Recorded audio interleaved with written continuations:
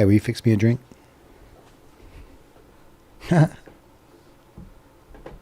Where's your other whiskey? I mean, these aren't open. They're not. The Willits is open. Here we go.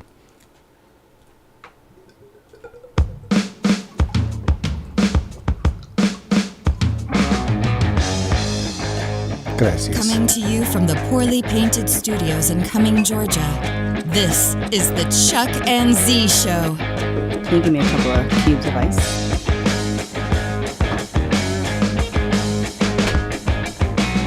And now, here's Chuck and Z. What's up, everybody? Hello, hello. As I get Z some ice. How's it going? Welcome to the Chuck and Z Show. I'm Z. That's Chuck. Could you? Well, I guess in this day and age, you probably do need to clarify. Yes. And we're just going to, hang out for 45 minutes or so and just talk about some moto things, maybe some life stuff, and some cool shows that we've been watching recently. Yeah. So this past weekend, we had a date night. So one of the things that Z and I do on a pretty frequent basis is we make sure we have a date night. We'll go downtown, rent a hotel, or we'll rent a cabin or something like that, go up to the mountains just to get away, the two of us. Mm-hmm. Adjust a little bit. So this past weekend, we went to Hotel Coley in downtown Atlanta. This is our second time staying there, and it's an awesome hotel. Yeah. Is it as well known as some of the other ones? A part of the Marriott International autograph collection. So that hotel used to be a Westin, but they totally revamped it, and it's its own little boutique brand. Yeah, when we first moved to Atlanta, we went to that spot. It was called the W at the time, right? The Westin. The Westin? Yeah. And there was a rooftop bar that you could see over the city from. Mm-hmm. It's kind of enclosed now, or do you think they can still open it? The bar? Yeah, they can open it. Okay. Yeah. Anyways, so this time we go in and everybody's super nice. All the folks there are very, very nice. Mm-hmm. And they upgraded us to the big suite. So the biggest suite that they have, they just said, hey, you guys are awesome. You're out on a date. Because we were talking, I always end up in a conversation. Yeah, no, you never meet a stranger. I never meet a stranger. And I told them what we were doing. And they're like, oh, cool. Well, you guys have a great night. And they took us to the room. They didn't tell us. They just sent us. Mm-hmm. And as we were walking in, the bellhop was like, yeah, this is where, all those celebrities stay. And I was like, what? And it had this great view overlooking the city. Huge room. It was fantastic. So that hotel is on point. I highly recommend it. It's not that expensive either. It isn't that expensive, and the customer service is amazing. That's something that I don't know if you all have been noticing this lately, but customer service has gone down the drain in hospitality. Shitter's full. In restaurants. I mean, in any retail, it's terrible these days. And I'm just appalled at the simple things that can make people's lives easier or make you happy and make you want to come back and, go back for a great experience. But it was like they knew us, even though we'd only been there a couple of times. That was our second time. Mm-hmm. The bellhop was awesome, Wesley. And Jess is the girl at the front. So you're so good at that. And she helped us with the upgrade to the room. Wasn't expected. I just got a basic room. And here we are in the master suite of the hotel. And it was amazing. So that was a really good time. One thing that I talked about customer service and just in general how things have gone down the shitter. And Atlanta is really big. They have a lot of restaurants. It's just a lot of good businesses around. And I like to try different types of restaurants, not to always go to the same place every time. And so there are a lot of restaurants there in Atlanta that I've been to that I've had a great experience at, Bones, House Steakhouse. Bones is so good. Yeah. And different restaurants. So House. Yeah. And so on our last date night last month, we picked Aria. Chuck actually did a great job at picking the place and setting it up and everything. So I was really proud of him for that. But he chose last time and I chose Low this bar. time. Low bar, stop. So last time we went to Aria, which is a well-known restaurant. They have one in LA, Las Vegas, Atlanta. I'm not sure where else, but I was expecting like big things. You know, I had big expectations. I felt like they were going to have great food. The menu looked awesome. And I, thought the service was going to be great too. But we show up, we have a reservation. And I mean, it takes 30 minutes or so to get seated after our reservation time. So they had us sit at like a little area, like at the bar. And, didn't even offer to pay for our drinks. Which was kind of like, okay, if you don't have a table ready, like I expect you to do something to compensate because like I'm getting irritated at this point. But had to sit there, had a glass of wine and then got seated. And from that point on, it was just not a great experience. Yeah. Although we did overhear an interesting conversation while we were sitting there. Yeah, that's true. So the gist of this conversation was the girl was there. I think it was a blind date. I think so, because when they walked up, it was like, "Hey, nice to meet you," type thing, right? Mm-hmm. And she immediately tells him, "Oh, I'm kind of awkward, so I apologize for that," and then proceeds to just talk right for the entire time, like just going nonstop. Right. And when he would get a question in or a word in edgewise, it was always like, that's your question, right? Yeah. So she ended up saying she works in the government in DC somewhere as a lawyer. She's from DC, but she just moved to Atlanta. Right. But she works in she works in law. In and around the Constitution. Correct. Right. All right. So she said something along the lines of, when they ratify or edit or blah, blah, blah. And she was explaining that entire process. First of all, she's on a date. Yeah. Right. And this is like the topic. It's interesting and fascinating to me, but not on a date. No. And that's like, she just comes in like. Just right away. Right away. Just comes in telling What's her whole sexier life than story. process? I know. What's sexier than paperwork? Right. Talking about red tape. Yeah.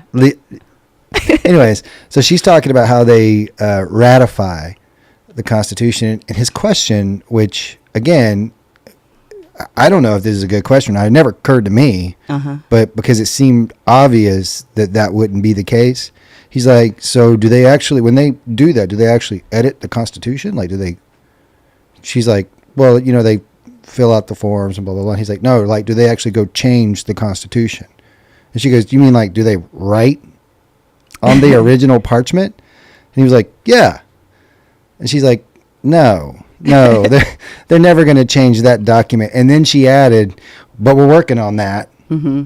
Right? Like, to how you got to change the Constitution or whatever. But did you think that they actually went to the Constitution and like wrote amendment? I don't know. I always thought it was just like an extra, you write up a different paper and like add it to. Like we got copies. We got copies. Right. Yeah, that was weird. But so all right, back to, I'm sorry, that stuff, the things that people talk about is always, but I'm sorry. Yeah, back to you. No, but I was just going to say the experience at Aria was not great. No, Aria was great. No, that was terrible. What are you talking about? The filet with the sauce on top. Oh, yeah. The atmosphere was great. Yeah, the service was okay. Oh, I'm sorry. I was confusing Five Church with Aria. Yeah, my apologies. No, it's fine. All right, go ahead. Keep going. It's fine. Believe it or not, it's my first whiskey. So, anyway, the food at Aria, I was not impressed with. And then Five Church was the one we went to this last time. And I actually picked that. It had great pictures. They have this amazing garden room that has gorgeous flowers and like different designs all inside. So they have like a regular side of the restaurant and then they have a garden room, and we actually got to eat in the garden room. But again, like the food was below average. Was not impressed, and for those restaurants to be, your top dollar restaurants, it was just. Yeah. It was annoying. I mean, I'd say I wouldn't put those on the level of. Do people put those on the level of Bones? I mean, it has $5 signs when you're looking at the menu, so it's kind of expensive. Okay. But yeah, it's funny. So that whole conversation took place at Five Church. My apologies for messing that. I stomped all over that story. Yeah. But it is what it is. But so that actually, we sat there for a while too before we got seated, even though we had a reservation when we walked in. Yep. But before we ever got our food, our service was okay. But I ran to the restroom, and QT has cleaner restrooms. The gas station that we go to, that right down the road, yeah, it's bad. has cleaner restrooms. Yeah. And I don't know, maybe this is like a really old, weird way to think about things, but in a restaurant, and even in a gas station, I've always kind of thought how you take care of the bathroom says a lot about your overall cleanliness. Does that make sense? Yeah. I mean, I think that's a in life type of. Yeah, probably. So I immediately got nervous. Like when I went in the bathroom, and when I say that, I mean there's stuff all over the floor. I'm like having to tiptoe. Yeah. You know what I mean? Yeah. And then that's gross. Yeah, I mean because there was pee and stuff all over the floor. Oh. It was just gross for a restaurant, right? Mm-hmm. Like you don't expect that when you go in, which I don't. When's the last time I went to McDonald's? But you don't expect that when you go into McDonald's. You get what I'm saying? Yeah. So, anyways, I'm not saying don't go to those restaurants. I'm not saying if you like them, that's great. But our experience was not the best. Want a cigar? I'm good. All right, keep going. So that was date night. And then a week and a half ago, we went and saw John Wick 4. So when John Wick came out, that movie, I think I've watched that movie like 50 times. I don't know. At least. It was such a different movie. It was, I mean, Keanu Reeves played a great part. It's just very stoic, just very, hardcore. And so I was really excited for that one. 2 came out. It was all right. It kind of followed up on the first one. And then the third one, 2 was actually really good. The third one was okay. Halle Berry didn't really make me believe that she could beat guys up that were like twice her size. But the dogs were really cool in that one. But the fourth one, it was better than the third. So I was happy about that. Didn't have a great plot or anything like that. They were just trying to continue the John Wick story. If you've seen the movies, like he was almost dying after every movie. It's like the dude's falling to his death or getting shot or something. But 4 was actually very entertaining, and I give it a thumbs up. Yeah? Yeah. So I liked it. I thought it was really good. John Wick 1, I really like John Wick 1 because the plot, the premise, the idea of it is, so simple but so good. You killed this guy who's like a legendary killer. You killed his dog, and he just is looking for an excuse to unleash all that anger, hate, and rage he has at the loss of his life on people. So I liked it, and I liked the fact that they used legitimate combat jujitsu in it, and that most of the fight scenes were believable-ish, right? Like, I mean, there's always in a movie where you're taking on that many guys, and you're got to be so accurate with a gun at all times. Yeah. There's always going to be a few cut the bullshit moments, but at least the tactics being used look legitimate. And one of the things that was great is you could go back and see Keanu actually going through the training for that stuff. And it's, real military tactical training, etc. So I always liked that. And then the overall action was satisfying. Like, it was violent and crisp. And one of the things that I don't like is really choppy fight scenes, right? Those bother me a lot. because I can tell that you're just hiding the fact that these two guys aren't great martial artists. Yeah. Right? Or that you didn't really have this scene worked out very well, or it just makes it easier to to film a fight sequence. So I don't care for that choppy sequence. And John Wick, there's a few of those really quick cuts, but for the most part, in the first one, it's very long sequences, which I really, really dig. Yeah. Because you get to see the guy in the physical space doing things. You don't lose sight of where you are within the space of the film. And then I know you got me talking film stuff now, but and then so John Wick 2 took that. I wasn't expecting, the Second Symphony or anything. I was expecting more violence, mayhem, that amped up, and they gave it to us. And so I really liked it. So within the series, John Wick 1 is my favorite. John Wick 2 is my second favorite, although I think John Wick 2 technically surpasses John Wick 1 in what they presented on screen. As far as like the stunts, the action sequences, they're more enthralling than John Wick 1, but I liked the aesthetic of John Wick 1 very much. John Wick 3 was absolute hot garbage to me, and I don't know how to explain it. There's a few fight sequences in John Wick 3, and there's a few action sets that I like. There's a couple of concepts within it that I like, but all of it doesn't really seem to come together for me. And it got a little too on the martial arty side. Don't get me wrong, it's all martial arts, right? And even 4 has a significant amount of that. But John Wick 3 got a little too far into he's fighting the two guys that are from the Raid films. Yeah. And, well, they've done a lot of things, but they're very well known for the Raid films. Yeah. And these guys are like up to his waist height almost, Right. And like he's struggling to fight. And then, there were several of those types of cut the shit moments. Right. And then the very final part of it is he gets shot off a building. And I don't know how tall the Continental is, but it looks to be, pretty tall. Yeah. Kind of height that would kill a man. Exactly. If you're wearing Kevlar, right, and you fall, because that's apparently what his suits are supposed to be made out of. You're wearing Kevlar. You got that Kevlar on. You're like, well, it's because of I saw a comment that said it's because of the Kevlar. Kevlar protected you. Oh, it protected you. No, you'd be a bag soup, like be Kevlar and bones. I mean, just crushed up inside that thing, right? Because the impact, it's the sudden stopping that crushes all of your stuff.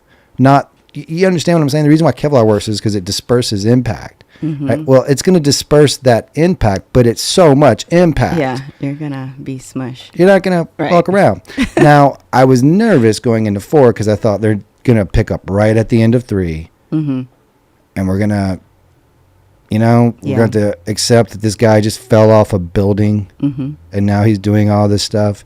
But they at least had enough common sense to give you like, oh, he recovered, trained. He's in there punching stuff, training, right? Yeah. And then they go through it, and then they have him, spoiler alert, fall off a building and get up and fight within that movie. And I was like, so there's still some cut the shit moments in it, right?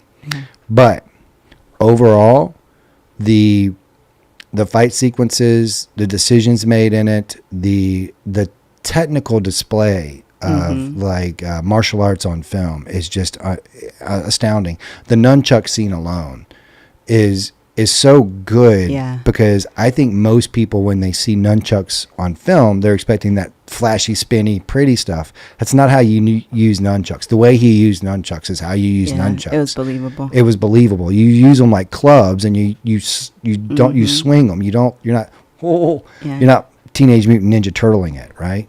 Yeah, or Bruce Leeing it. Yeah, even Bruce Leeing it. I mean, that's fantasy martial arts. Yeah. Right. Even though Bruce Lee was a badass, that's still fantasy martial arts. Yeah. And then just one last thing I want to mention before I move on from this film. Okay.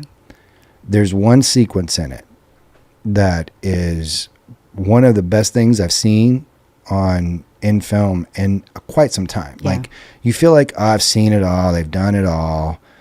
Right? Yeah. And then there's been hints of a scene like this in other movies. There was a hint of it in Kill Bill. Okay. There's been a hint of it in a few other movies. But basically, they took this, I would say, 5 to 6 minute action sequence. I could be wrong on that. It Could felt, be shorter, but it felt like felt very long. a long time. Right? And they one cut it, which means that there's no cuts in this entire sequence. And as the sequence starts, they pull the camera out above. So you're looking down on the room, kind of like a top-down arcade game. You know how you see the little character below you moving through? Yeah. And they follow him through this house as he destroys, like, you know, maybe like 40. It's probably not that many. Again, it felt long, maybe 30 people. And they coupled it with a really cool ammo effect where they put gunshot or shotgun shells that would actually ignite. Yeah. So that they catch people on fire. Yeah. So it's somewhat dark, and you see these bursts that illuminate the room as he's going through it. It does look like a video game. It is really cool. Yeah. That's one of my favorite action sequences in a long time, just because of how you think I've seen it all, you know, put a camera on his foot or whatever. Yeah. That was really cool. Yeah. All right. So that's my John Wick 4 stuff. So John Wick 4 is still third in my series, but only they're so close together. Yes. But then 3 is like just hanging out by itself somewhere. Yeah. We don't talk about 3. No. You know what's sad is that I don't get excited about movies coming out anymore. Like, there's just too much out there. I think we were talking about this the other day, how when we were growing up, there was a limited amount of movies and shows and things and entertainment like that on TV. And so you would watch a movie like over and over again if it were a great movie. We would watch our parents' movies. Yeah. You know, the movies that they loved growing up. I know that we've tried to do that with our children, like have them watch movies that we thought were great growing up. Some of them still hold value. Some of them are not that great. But there's just too much content out there. And then the movies that do go hit, you know, the box office, I'm expecting those movies just to blow me out of the water. And half the time it's just like, I don't know. It's just the creativity, story plots, storylines, just originality has changed. It has. Movies they don't get me excited anymore. No. And it's like they keep repeating the same movies from like our past back and just keep remaking them, which is kind of annoying. It's kind of like the 12th time you've seen Peter Pan. Yes. Yes. Yeah. I mean, how many times are they going to make that story? Yeah. How many times are they going to make that movie? Yeah. I loved Hook. That was a great different take on Peter Pan. Hook with Robin Williams. I did enjoy that one. But see, that's a thing that makes sense. It's like a continuation on of something. Mm-hmm. You know, it's a different story. It's a different take. It's what would happen if this guy grew up and totally forgot or whatever. Yeah. Whereas most of what they're doing now is they just go, what's the story? What's the movie? Little Mermaid? All right. What can we do? Everybody cares about this stuff these days. Let's make it like that. Throw some, Ghostbusters, put women in it. They'll love it. It's just, it's, come on, let's have a different storyline. Let's have some originality. Let's be creative, guys. It's not totally original because it's building off of other movies, but Everything Everywhere All at Once. Oh yeah. It deserved the Oscar. Yeah. It was such an original film that it really had to think about this. Do you think I can't get this cigar to go out? It wasn't that good, y'all. I don't know why. It tasted kind of stale. Do you think? You were saying? So, do you think that a movie like Everything Everywhere All at Once, if that were to be made in the 80s, that they would understand? Because I feel like that movie is very specific to our time. Yeah, definitely. Right? Because I don't think that people but then again, they probably wouldn't understand a lot of it. A lot of things that are made these days. True. But that was a very original movie that had some very unique twist. I liked how they did the hero's journey in it. I mean, the reality is that most of these movies are going to be a variation of the hero's journey. Right. It's all about how they tweak and present it. Right. Really, at the end of the day. Yeah. You know what else though? Another thing that I've been watching a lot of is documentaries. Yes.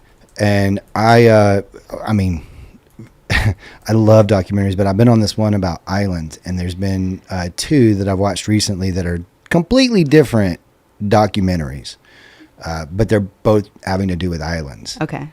One is The Lost Pirate Kingdom. Oh yeah, that one was good. Which is like a documentary, but also kind of like a romanticizing and then a dramatic retelling. Yeah. Right? You know how it seemed like a movie. It did. Or like a TV series, like a show that you would watch, like the Vikings or something like that. Yeah. It actually was, it was entertaining, educational, and the acting wasn't that bad. I mean, for a documentary. It wasn't. No, and that's the other point, is it had recognizable actors in it. They weren't like actors that you go, oh, that's Lorenzo Lamas. No, it was like, oh, I know that guy. He's in... Was he in Downton Abbey? He was like had the third speaking line. He was like in the bar scene, so you kind of recognize the actors, right? And then they do a good job of retelling the story. Yeah, there's some part. I mean, and it's fascinating, like the idea of Nassau and how it got founded. Yeah, right. Bahamas. In the Bahamas, yeah. And then how what it is today. It's just crazy to think about what it came from to now. I know. I never really. I mean, I'm into pirate stuff, but I wasn't like big into it, so I didn't really like study a lot on where they came from and all of that. But this actually gave me a great insight into like Blackbeard and all these pirates and just how it created a culture around wherever they were. So for instance, Treasure Island or Nassau is huge. Like if you go there, it's huge on pirate culture. They have a huge ship. They have the Atlantis, all of that. And then Florida, the Keys, all around the coast of Florida and South Carolina and North Carolina, how that impacted that culture. So if you go down to Key West, it's huge pirate culture, So it's pretty amazing to think how that plays a part in today's world. It's also interesting because one aspect of the pirate story. So I would say that tangentially, like when it comes to pirates, like I've enjoyed some pirate movies here and there. I've enjoyed some pirate stories here and there. Yeah. And when they came up in like historical things when I was in class, I was interested a little bit. Yeah. But what's but what I didn't realize, and one thing that this thing I guess illuminated, is that they were really, really a thorn in the side of the slave trade. Right. Yeah, I didn't know that. Now, they want to portray it in a way that it's altruistic. Right. And maybe there was some of that, right? I could see that, like Blackbeard famously had a sidekick called Black Caesar. Yeah.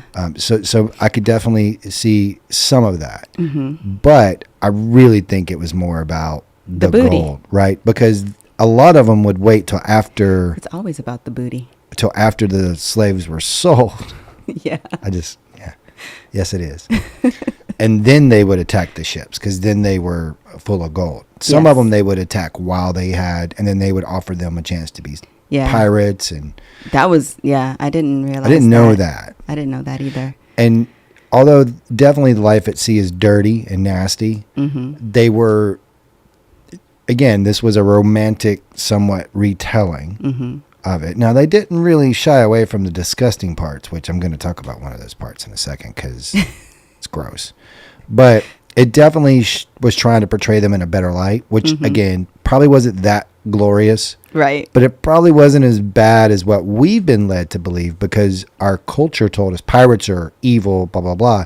It's just weird to hear that the idea of a pirate being a bad person could some way connect all the way back into slavery as far as why they hated pirates so much was because they were messing with the slave trade. Yeah. It's just an interesting thought process, right? Yeah. And then, the being fully aware of what was going on in the United States at the same time and why these guys were such a thorn in their side. But the only complaint I have about that documentary was that they didn't shy away from being graphic, which again, I mean, if you're going to show a brothel, you're going to show a brothel, right? If you're going to show, how a woman who was famous for having her breast out as a pirate on a ship, you're going to portray that realistically. Right. Everybody kind of knew that Blackbeard was a crazy man because he had some kind of disease or whatever, but they peg it in this. It's syphilis, which also coincidentally is also responsible for the reason why people wore white wigs, because syphilis was so rampant back in the day that people didn't have a cure for it. So it's all kinds. I'm not going to get lost on the white wig story. I'm going to stay on this one. Stay on this one. All right.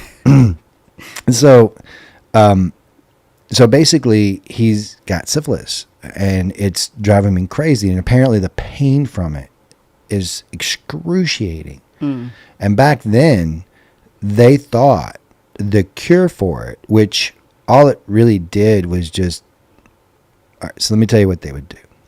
If you had syphilis as a male, they would take a metal tube and they would stick it into the head of your thing, right? Yeah. And they would inject liquid mercury. Wouldn't that kill you? It kills everything, right? But I guess unless it goes into certain parts of your body, it won't kill it. But what it would do, I guess, is burn off all. It's pretty gross, right? Sorry. And that would relieve the pain. Can you imagine for a while? Can you imagine how painful it must be that that's what you would go through to get some relief from it? But in any case, the part that I have a complaint about is as they're describing this, again, it's a dramatic retelling inserted with documentary stuff. They show him going to visit this doctor in this creaky ass, I think he was on the boat, some wooden, damp, ugly, gross, dark place. Yeah. They actually show him with his thing out and the tube, the metal tube going in it. Yeah. And they don't, there's no warning, right? It's just like all of a sudden here's that. Oh, I wasn't expecting. Oh no. Right. I wasn't expecting to see a penis in this type of film. Right. Yeah. But I get it. Okay. Hey, look, fair game. They showed the brothel. So fair game. I get it. I definitely wasn't expecting to see a graphic depiction of how you treated syphilis during pirate days. Right. Yeah. We don't do that in polite society, right? We don't show that. No, but they not only showed it once. Showed it twice. They showed it twice. Because it's one of those documentaries that whenever they are referencing something, they re-show it. So if they're like, oh, when Blackbeard did this, they'll re-show it. So this lady, and I don't like her because she did it, she goes, as you remember, he was suffering from syphilis. And it immediately cuts to a scene of that. So they're like, we're real proud of this shot. Yeah, we have to get our money's worth. I think about it in terms of filmmaking. Like, they're real proud because they had to light that, right? Yeah. They had to figure out the logistics of filming that whole scene. They probably had a dummy penis. Yes. And then they had to get the lighting just right, set it up. Yeah. And then filmed it, and they were like, "That's a good one. We did a great job. That's a good one. You see the lighting." See the lighting on that? It looks believable. We shot from the shadow side. It was pretty cool. High five. High five. We did We got to show it twice. We got to show it at least twice. Anyways, it was a great documentary though. Highly recommend. Yeah, it actually as we were watching it, I thought that it would be cool as an actual TV show, like a Game of Thrones. Yeah. Like on HBO. Like if they made that story into some crazy Game of Thrones type of series, I'm sure that That'd it would be really- popular. That would be really cool. Yeah. And I wish, honestly, and I know that the Pirates of the Caribbean are just, throwaway movies. It's just fun. Let's just have fun with this character that Johnny Depp played. But if that movie were this documentary, that would have been so much better. Yes. Yes, I agree. It would have been so much better. All right. So The other one was... Oh, yeah. So the other documentary that we watched was about this volcano in New Zealand. And I don't remember the name of the documentary. Do you? Do you want to look it up real quick? Was it The Island? Yeah. So anyways, this was in 2018 or 19. Something like that. I think it was 18 because it was like every 2 years, 3 years, 19. This volcano in New Zealand. So it starts out with like telling us the different storylines of the different people that visited this volcano and were involved in this crazy event that happened. And it starts out with this couple who were on their honeymoon. They went on a cruise. And one of their stops was in New Zealand, and they could pick like different excursions throughout the 7-day cruise. So the wife would pick an excursion one day, the husband would pick an excursion the next. And so it came to the husband's time, and it was this excursion to visit this active volcano on this island off the coast of New Zealand. And Smart. yeah, Smart thing to do. very smart. So they look at the description of the excursion. They were like, yeah, that sounds like a great idea. Let's go do that. And so they, along I don't with... think anybody actually does that when they say things. But I get what you're saying. Yeah. So they, Can you imagine along... if people talk like that? I know, right? Yeah. Yeah. Go ahead. I think some people do. Do they? So they, along with maybe 80 other people, went and visited this island in 2 different groups. So it's like 40 people in one group and 40 people in the other. It is a 90-minute boat ride from The mainland. the mainland to the island. And it is a gorgeous island. I mean, I'm not going to say that it wasn't beautiful, but when you get up to the island, they have a group that's leading you that's done this like hundreds of times. There's this one guy who's done this like since he was 18. So maybe like 15 years or something like that. He had been doing it, taking people from the mainland to the island, watching whatever. So they had, they gave them gas masks to wear and other protective PPE and protective personal equipment. And It's a little OSHA language for you there. A little OSHA for you. And immediately we're like, this does not look like it's going to end well at all. Well, it's I got the title. Yeah. Rescue from Wakari. Wakari is the So island. you kind of knew going in something's going to go down. Yeah. So as they're going, they have to like hike up to the top of the mountain, I guess, and the volcano. And there's like a lake that they call, I don't know, was it Toxic Lake or something like that? Something like that. It was a lake. And from the looks of it, the people that were guiding them said that it looks like there's been some activity overnight. And the lady who I said was on their honeymoon asked the guide, so how often does it erupt? Like, just curious. And they were like, well, the first time it erupted was in 2013, and then it erupted again in 2016, and this was 2019. This documentary was in 2019. This was December of 2019. So she started to put the piece in, and it hadn't erupted yet. It hadn't erupted yet in 3 years. So she started to put the puzzle pieces together, and then she's like, oh shit, like, I don't feel comfortable. Like, this is not. Get me off the volcano. Get me off the volcano. Who's probably on schedule. Yes.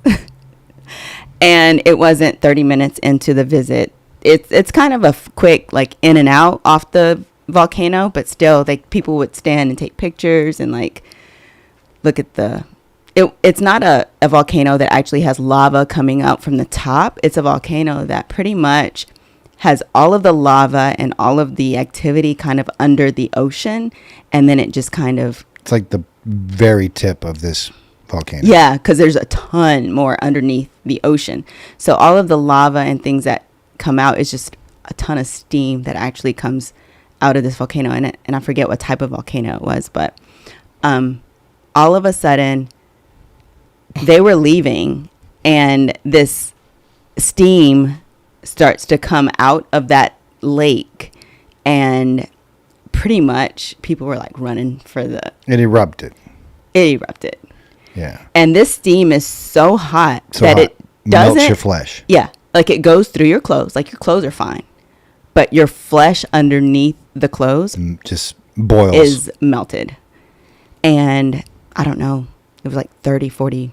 people that got injured, and one group was able to escape before the eruption, and they got off back. Like a mile outside of the volcano. Before it erupted, and they went back to help. And then they went back to help to get the other people because they just couldn't believe what was happening. One kid lost his whole family, mother, father, sister. Yeah. And he was like, what, 16? He was young. He was like young. 17, 18. Yeah, something like that. Very young at the time. And he had to walk away.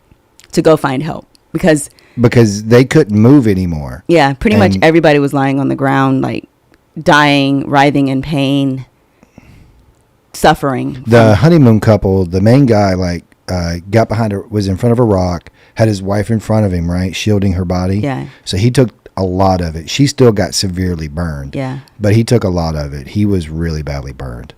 Yeah. But it was so I highly recommend it. Go check it out. I know we just basically told you the whole thing, but still. But it's great to watch.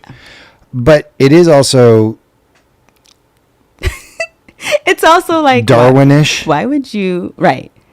I mean, it's also like you're hanging out on an active volcano. So I remember I had to pause it, right? Because he said something, and as soon as he said it, it was comical to me. Like sometimes these documentaries, again, I'm not trying to demean the tragedy that took place that day. Right. But sometimes someone will say something in it that just strikes you as funny, considering that you kind of know something's coming, right? Yeah. So this guy goes, well, I mean, I looked at the brochure and it seemed safe enough. On the brochure, they actually showed us the brochure, and it basically says, active volcano, go at your own risk. So let's, in this scenario, it's you and me, right? Yeah. First, I wouldn't be bringing this to you.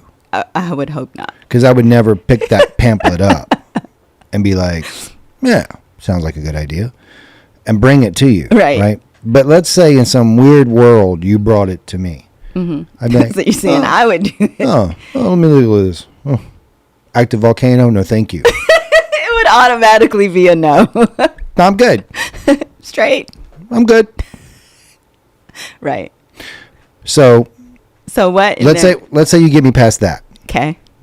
Let's say some weird, crazy thing you get me past active volcano, which are two words that would immediately say to me, not like you could freeze to death. No. Right. I'm not interested. Right. Or burn to death. Nope. I'm good. No. So you get me past that. Right. We get on the boat. We're heading out there, and they're like, "It was an hour and a half ride." I'm like, "Dang, it's a long way." Right. An hour and a half. Yeah. From the mainland. We're on a hike. I think cuts, bro. So is there like a medic thing on the island? Oh yeah. No, there's no medic thing. Well, why not? You can't build a medic kit or a medic station on an active volcano. Hey, can you turn this around? Right. Because I'm not going. So you wouldn't get me past that. So I'd immediately want to know about the safety part of it. Then you're like, so all you got is that Walmart first aid kit that they have on boats? We're going to a volcano. Right. Okay. All right. So that's a no for me. right? Then we get there, and as you pull up to this 1920s concrete, broken down, rusted out, dilapidated concrete slab that you have to watch out as you're going up because there's sharp edges everywhere. And like, this the railing. you maintain it this well? This is your level of care about how we get on the island? Right. Just turn this thing around. Let's turn this thing around. I'm not going. Yeah. So you somehow get me past that. We're going up. You get to the lake, and it's like, the guy's like, "Whoa, the lake looks different today than it did yesterday." Well, what do you mean? Well, normally it's like a greenish color, but today it's white. What does that mean? Well, it means there's probably activity last night. All right. Last night? Right. Don't they have like small shocks before they have big shocks? I know enough about volcanoes to have heard something like that. Mm-hmm. Small shocks before, small shocks after. Mm-hmm. Or diminishing shocks after, right? Something like that. Let's head back. Let's get back to the boat. I'm done. Yeah. All right. There's a lot of leaps of logic that happen. I just don't understand. There's so many points in this story that 80 people or 40 people decided to go past. Yes. For what? I don't know. It's a hot rock. Yeah. I personally probably would want to take a helicopter ride maybe over it. No? Hour and a half from mainland on a helicopter over a volcano? No, I'm good. So yeah, that's actually another good, documentary that you should probably watch. I genuinely watch these documentaries, and another thing we watch a lot of is interrogation videos. Yeah, those are fun. I know it's like hindsight, right? But still, every single one of those videos, you hear, I knew something's wrong with them. I know. Why didn't you say something? Yeah. Anyways. That makes you second guess your interactions in the real world. Like, there's something off about that person. Hey, Z. Yes. Do you have a bike update? Yes. So on the Road Glide ST, I posted it on my story yesterday, but I have my first coat of Billard Teal on Cali 2.0. It looks good. I'm super excited. You want to show the render? No, I'm just kidding. Soon. And what's crazy is that these wheels are taking forever to come in. Yeah. I mean, the carbon fiber wheels, I don't know. I guess they're just super popular right now. I guess. I mean, obviously, we all know that there's been massive issues with logistics over the last shipping lines and shit. But yeah, so we may not have the carbon wheels right when we get the bike. Yeah. But they're definitely on the way. Yeah. That guy said Chuck's looking for the Volcano Trauma Center. I am. So funny. You're taking me to a volcano. I would have assumed that you thought that there was going to be potential for trauma. I know. I just had to read that comment. It made me laugh. So we're excited about the new bike still, patiently. It's a hurry up and wait game with these motorcycles, Patiently man. waiting. But I have a ride coming up on Saturday. I'm excited about that. Yep. Riding with the Litas Atlanta. We're riding out. We're in, obviously, Atlanta, Georgia. So we're riding out to the west side of Georgia, going through like Ackworth and Dallas and Hiram all the way up to Rockmart. There's some amazing winding roads. We actually did this ride back in October or November. It was mild. It was below, I would say the weather was probably 55. It was dark, cloudy. It wasn't the best weather, but the ride was amazing. So we're actually doing this again. It's supposed to be in the high 70s, probably 80 on Saturday. And excited about riding with the ladies. And yeah. Do you have any rides coming up, Chuck? Yeah, I'll probably ride out on Saturday. Yes. Probably hit the mountains. Go put kiddo through the paces a little bit. But yeah, my bike's in prep. Yep.